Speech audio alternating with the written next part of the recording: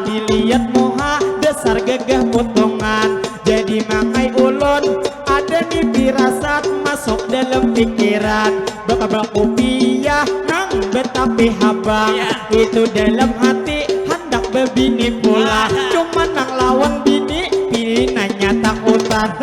Jadi bang ulun kopiah nama madahakan dasar mun dilihat di dari potongan. Sidin lawan bini dasar bujur takutan karena bini di rumah kayaknya pamamayan. Jadi tak lupa kami harus akan lawan tumbang bapak nang ada di hadapan.